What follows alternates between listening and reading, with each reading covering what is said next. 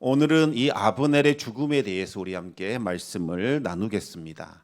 아브넬은 사울과 사촌지간으로 이스라엘의 군대를 맡은 군 사령관입니다.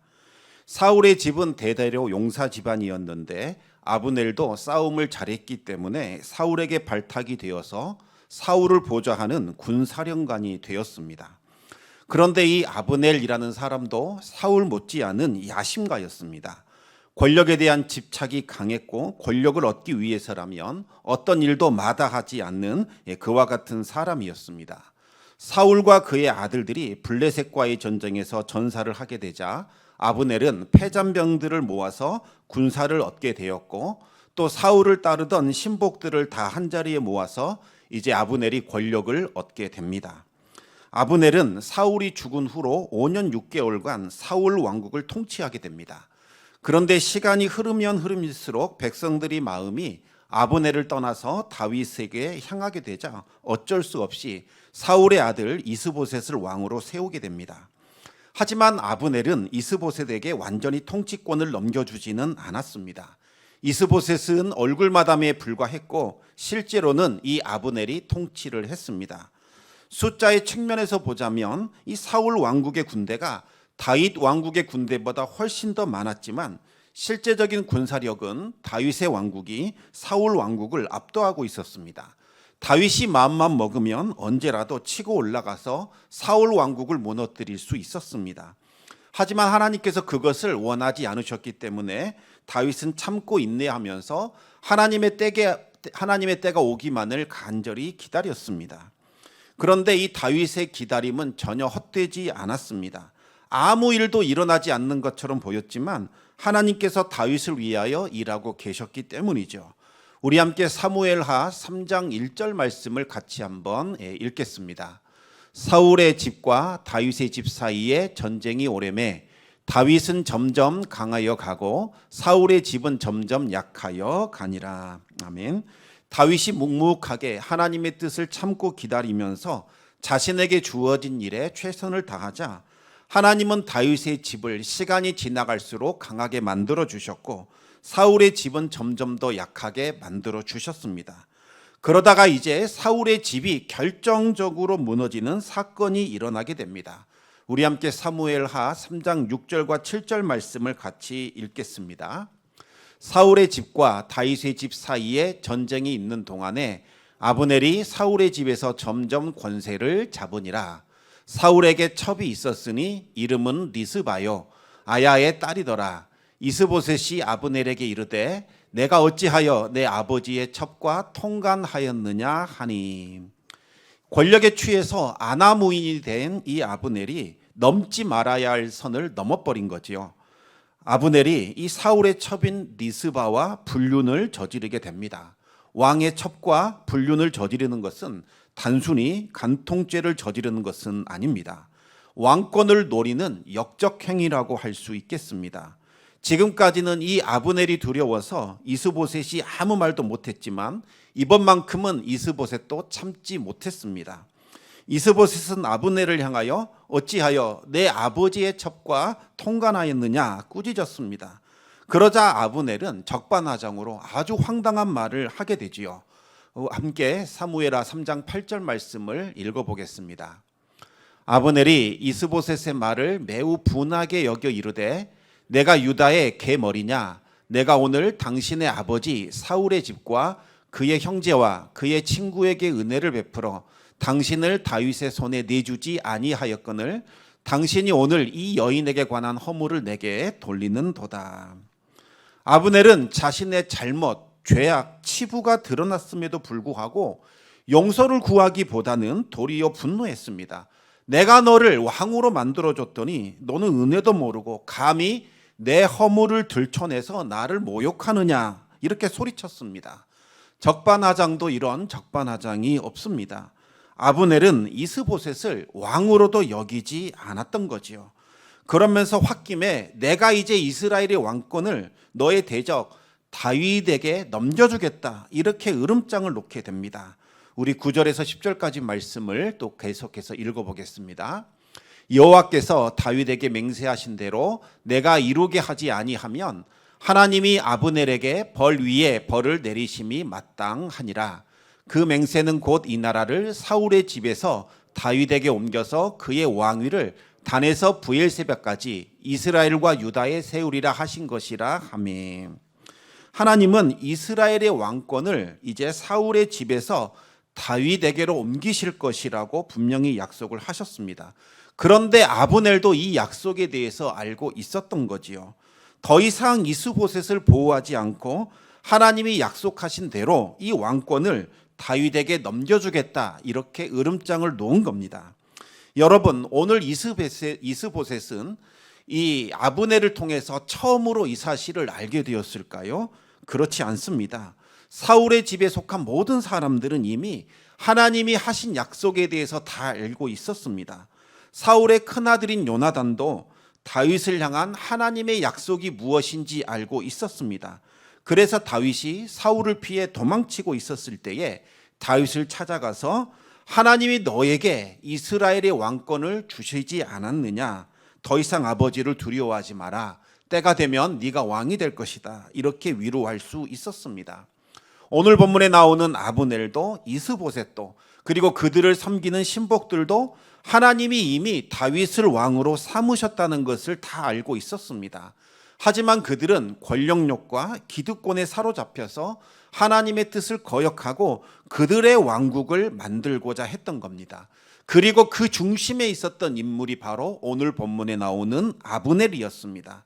그런데 백성들의 마음이 아브넬에게서 멀어지고 아브넬의 그 추악한 죄악이 만천하에 드러나게 되고 이제는 이스보셋과의 관계도 완전히 깨트려지게 되자 갑자기 아브넬이 돌변해 버린 겁니다. 이제 와서 나는 하나님 뜻대로 하겠다. 내가 다윗을 지지하겠다. 이렇게 말했던 겁니다. 그 말을 들은 이스보셋은 두려워서 아무 말도 하지 못하고 벌벌 떨게 되지요. 여러분, 이것들이 바로 악인들이 가지고 있는 특징입니다. 악인들은 가만히 버려두면 자기들끼리 물고 뜯다가 스스로 자멸하는 그와 같은 속성을 가지고 있습니다. 우리 함께 잠언 12장 5절에서 7절까지 말씀을 같이 읽겠습니다. 의인의 생각은 정직하여도 악인의 도모는 속임이니라. 악인의 말은 사람을 엿보아 피를 흘리자 하는 것이거니와 정직한 자의 입은 사람을 구원하느니라. 악인은 엎드려져서 소멸되려니와 의인의 집은 서 있으리라. 아멘. 정말 지금은 악인들이 모든 것을 다 통치하는 것 같고 악인들이 번성하는 것 같고 악인들이 잘 되는 것 같지만 가만히 내버려 두게 되면 악인들은 스스로 물고 뜯다가 결국에는 멸망하게 됩니다. 다윗은 하나님의 때를 기다리면서 그저 하나님이 맡겨주신 일, 그 일에만 최선을 다했습니다. 사울 왕국을 무너뜨리기 위해서 인간적인 방법을 쓰거나 뭔가 음모를 꾸미거나 조바심을 내지도 않았습니다. 아무런 일도 일어나지 않는 것처럼 보였고 사울 왕국은 너무나 견고해 보였지만 다윗은 하나님이 일하고 있었으니 하나님의 뜻이 이루어질 것을 믿고 모든 것을 하나님께 내어 맡겼습니다. 그러자 다윗은 점점 더 강성해지는 일들이 일어나게 됩니다. 반면에 오늘 본문에 나오는 아브넬과 이스보셋과 그의 신복들은 자신의 이득을 위하여 수단과 방법을 가리지 않고 정말 수고하며 애를 썼습니다. 하지만 그들의 수고와 노력은 그들의 집을 세우는 것이 아니라 도리어 그들의 집을 무너뜨리고 있었습니다. 그들이 수고하면 수고할수록 그들의 집은 더욱더 빠른 속도로 붕괴되었고 몰락하게 되었던 거죠. 사랑하는 성도 여러분, 하나님은 선한 사람들, 그 사람들을 통해서도 하나님의 선하신 뜻을 이루어 가시기도 하지만 악인들과 악인들의 악행을 통해서도 하나님은 선하신 뜻을 이루어 가십니다. 따라서 여러분이 어떤 절망적인 상황 가운데 있다 할지라도 하나님 안에 있다면 두려워하거나 낙심할 이유가 전혀 없습니다. 하나님의 뜻대로 부르심을 받은 자들에게는 모든 것이 합력하여 선을 이루기 때문입니다. 아브넬이 사울 왕국을 무너뜨리고 다윗을 향한 하나님의 뜻을 성취하게 될 것이다. 누가 감히 상상이나 했겠습니까?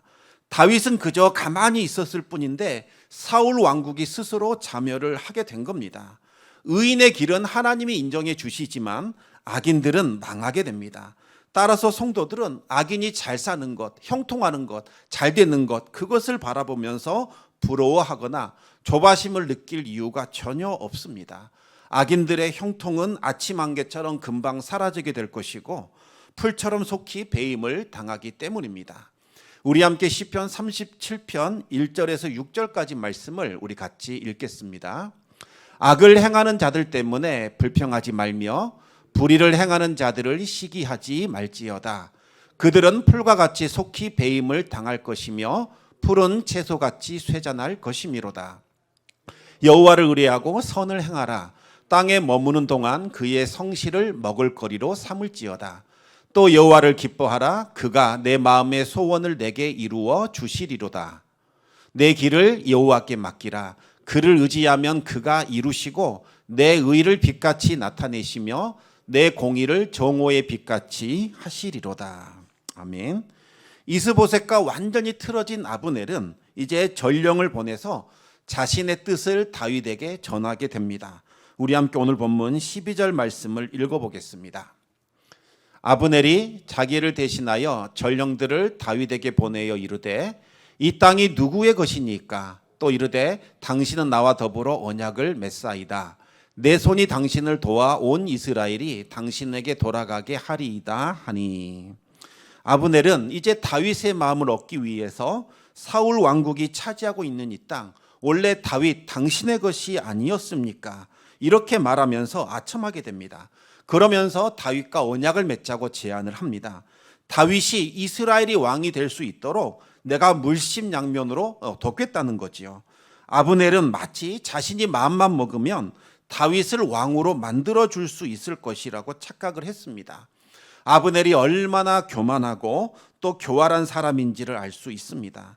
그러면 이 아브넬은 도대체 다윗과 어떤 언약을 맺자고 했던 걸까요? 아브넬은 다윗에게 당신을 왕으로 세워줄 테니 나를 당신의 왕국에서 2인자로 만들어 달라, 아마도 그렇게 요청을 했을 겁니다. 아브넬의 제안을 받은 다윗은 어떻게 반응했어야 했을까요? 마땅히 제사장을 불러서 하나님의 뜻이 무엇인지를 여쭈어 봐야만 했습니다. 이 아브넬의 말과 행동이 정말 하나님께로부터 나온 것인지 아니면 아브넬의 계략과 술수와 모략에 의해서 나온 것인지 그것부터 먼저 분별을 해야 합니다. 만약 하나님께로부터 나온 것이라면 마땅히 순종을 해야 합니다. 그러나 아브넬의 악한 음모와 계략에서 나온 것이라면 단호하게 거절하는 것이 맞습니다. 하지만 어찌된 일인지 다윗은 이 일에 대해서 하나님께 묻지 않았습니다. 아브넬이 한 제안이 너무나 달콤하고 매력적이어서 도저히 거부할 수가 없었던 거죠. 다시 다윗은 자신의 지혜와 명철을 따라서 아브넬과 언약을 맺는 치명적인 실수를 저지르게 됩니다. 우리 함께 13절, 14절 말씀을 같이 읽겠습니다. 다윗이 이르되 좋다. 내가 너와 언약을 맺거니와 내가 내게 한 가지 일을 요구하노니 나를 보러 올 때에 우선 사울의 딸 미갈을 데리고 오라. 그리하지 아니하면 내 얼굴을 보지 못하리라 하고 다윗이 사울의 아들 이스보셋에게 전령들을 보내 이르되 내 처 미갈을 내게로 돌리라. 그는 내가 전에 블레셋 사람의 표피 100개로 나와 정원한 자니라 하니. 다윗은 아브넬에게 나도 너에게 한 가지 제안을 하겠다 이렇게 말합니다. 그러면서 다윗의 첫 번째 아내였던 미갈, 사울의 딸 그 미갈을 데려오라는 겁니다. 왜 다윗은 다른 것 구하지 않고 사울의 딸 미갈을 나에게로 데리고 오라 이렇게 말했을까요? 미갈에 대한 그리움과 순애보적인 사랑이 다윗에게 남아 있었기 때문에 그와 같은 요청을 했던 걸까요? 물론 그럴 수도 있습니다. 미갈은 다윗의 첫 번째 사랑이기도 했습니다. 미갈에 대한 그리움과 애틋함이 분명히 있었을 겁니다. 그런데 그것보다 더 중요한 이유가 있었습니다. 그것은 바로 미갈이 사울의 딸이었기 때문입니다. 미갈은 사울의 딸이라는 그와 같은 공주의 신분을 가지고 있었습니다. 만약 다윗이 미갈과 이 혼인 관계를 유지하게 된다면 다윗은 사울의 사위로 남아있게 되는 겁니다. 그렇게 되면 이스라엘의 왕으로서의 정통성을 갖게 되어서 이스라엘 백성들의 마음을 돌이키는데 아주 큰 유익이 되었을 겁니다.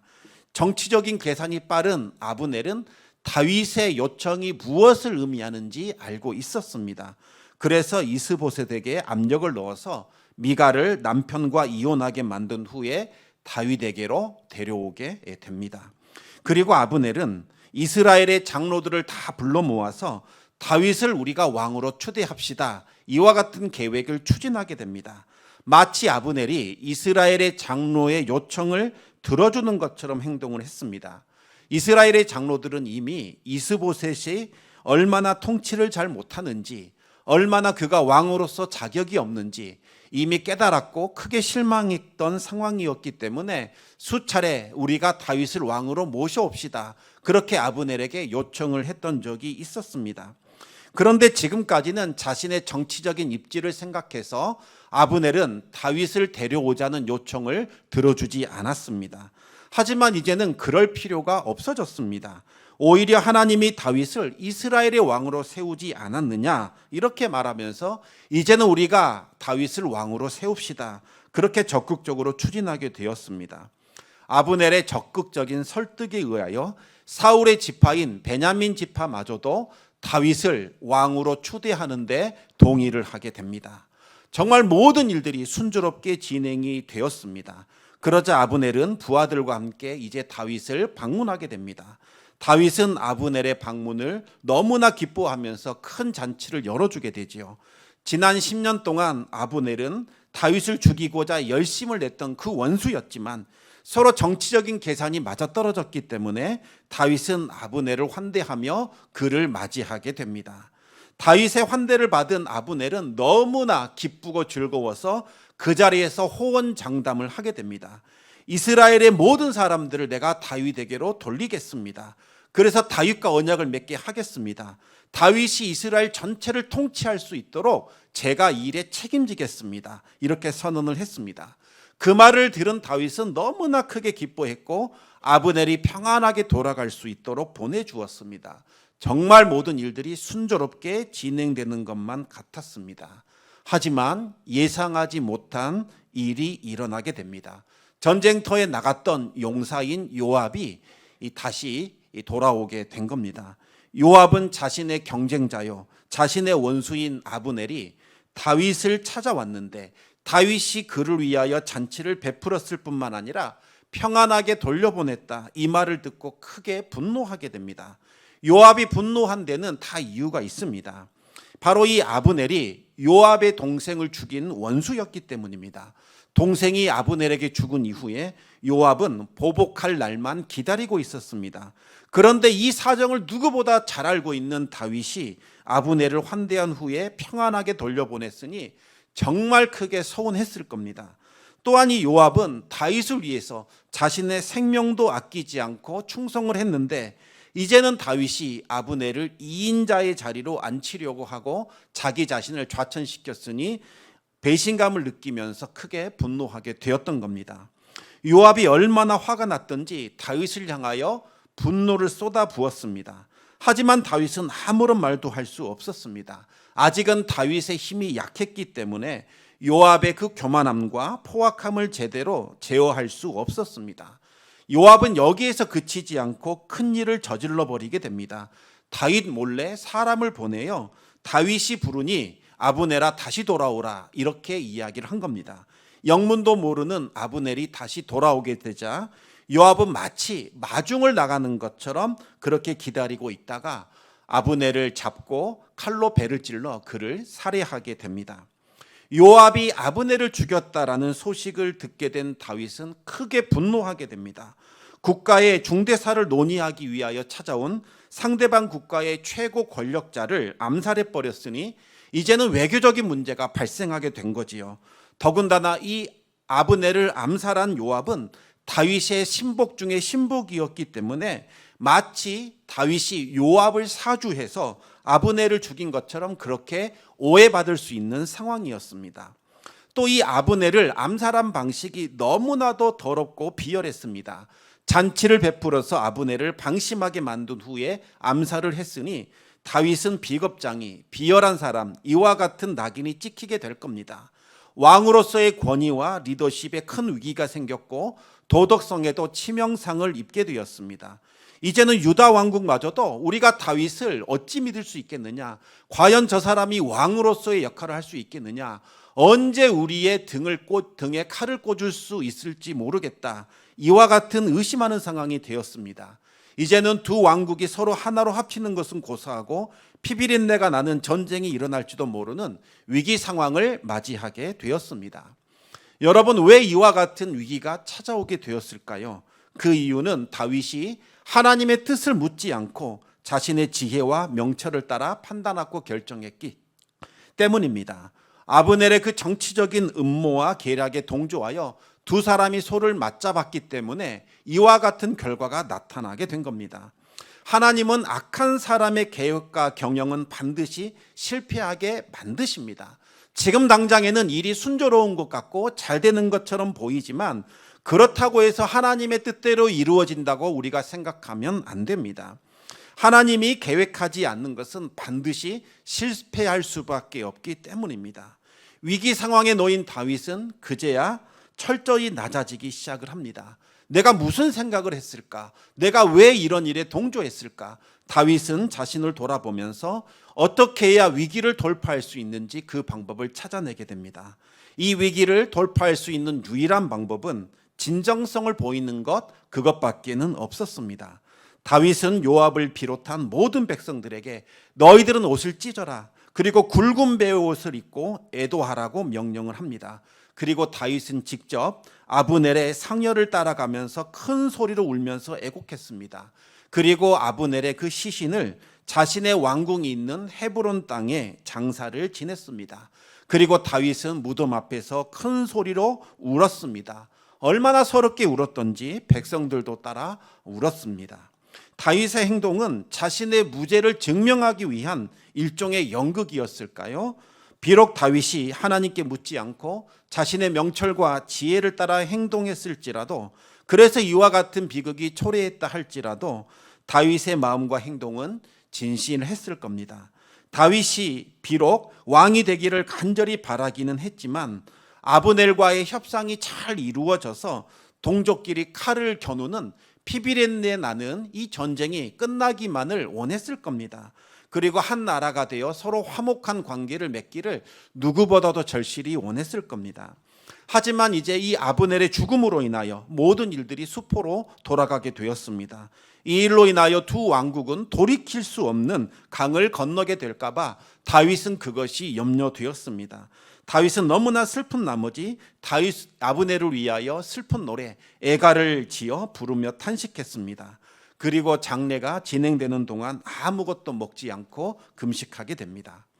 다윗의 이와 같은 진심 어린 행동을 보게 된 백성들은 다윗을 향한 오해가 하나 둘씩 풀리기 시작을 합니다. 유다 왕국의 백성들과 사울 왕국의 백성들 모두 아브넬의 죽음이 다윗이 사주한 암살이 아니라는 사실을 깨닫게 되었습니다. 그들은 다윗의 진심을 알게 되었고 이전보다 더욱더 다윗을 신뢰하게 되었습니다. 그리고 이제는 다윗이 하는 일이라면 무엇이든지 기뻐하게 되었습니다. 다윗의 이와 같은 진정성 있는 행동은 무너진 신뢰를 다시 일으킬 수 있게 되었고 다윗의 무너진 리더십을 회복시킬 수 있게 되었습니다. 성도 여러분, 우리가 우리 자신의 지혜와 명철을 의지하고 하나님을 신뢰하지 않을 때 우리는 큰 실수를 저지르게 되고 감당할 수 없는 곤경에 빠지게 됩니다. 그와 같은 어려움 가운데 있을 때 우리가 해야 할 일이 무엇일까요? 이 일을 바로잡기 위하여 막 뭔가 분주하게 쫓아다니고 사람 찾아다니고 뭔가를 해보려고 하는 그것을 하는 것이 아닙니다. 오히려 하나님께 다시 돌아와야 합니다. 우리 하나님이 해결하지 못할 일은 전혀 없습니다. 하나님 앞에 겸손하게 무릎을 꿇고 기도하면서 정말 우리가 진정성 있게 행동을 한다면 무너진 신뢰가 다시 살아나게 되고 뒤틀린 관계들과 꼬인 일들이 바로 잡히는 그와 같은 은혜가 나타나게 될 겁니다. 혹시 오늘 이 시간 정말 지나간 실수와 잘못으로 인하여 어려움과 힘든 상황에 있는 분들이 계시다면 하나님을 다시 찾으시기 바랍니다. 하나님, 꼬여버린 그리고 완전히 뒤틀려버린 우리의 관계들, 그리고 우리의 문제들 하나님께서 개입해 주셔서 하나하나 풀어가 주시기를 바랍니다. 하나님, 지금까지 제 노력으로, 제 힘으로, 제 지혜로 이 모든 일들을 풀어보려고 노력했지만 어찌된 일인지 일들이 더욱더 꼬여만 가는 것 같고 일은 해결될 것처럼 보이지 않습니다. 하나님께 이 모든 것들을 내어 맡깁니다. 이렇게 기도하면서 진정성 있게 하나하나 주어진 일들을 풀어가다 보면 이 모든 일들이 하나님의 은혜 가운데 저절로 풀리게 될 것이고 우리의 오해가 풀리게 될 것이고 실추되어 버린 권위와 그 모든 것들이 다시 회복되는 은혜가 나타나게 될 겁니다. 하나님과 동행하면서 하나님이 주시는 은혜로 회복하는 삶을 살아갈 수 있기를 우리 주님의 이름으로 축원합니다. 우리 시간 같이 기도하기를 원합니다. 한번 우리의 삶을 돌아보기를 원합니다. 정말 우리가 하나님의 뜻을 가장 우선에 두고 있는지, 아니면 우리의 생각과 우리의 명철과 우리 지혜와 지금 눈앞에 보이는 것, 이것을 우선시하고 있는지 한번 살펴보기를 원합니다. 하나님께서 우리와 함께 하시면 모든 일들이 순조롭고 잘 진행되고 힘들고 어려운 일들이 풀어지는 일들이 일어나게 될 겁니다. 그러나 우리가 하나님을 멀리하고 우리의 뜻과 계획을 고집한다면 우리의 일들은 더욱더 어려워지고 꼬여질 수밖에 없습니다. 하나님, 이 시간 우리가 내려놓습니다. 하나님을 왕으로 모셔드립니다. 하나님, 이제는 어찌할 바가 없어서 하나님께 내어드리오니 하나님 개입하여 주셔서 다시 회복시켜 주시고 풀어주시고 아버지 하나님 살아계심을 보여주시옵소서. 우리 같이 기도함으로 주님 앞에 나아가겠습니다.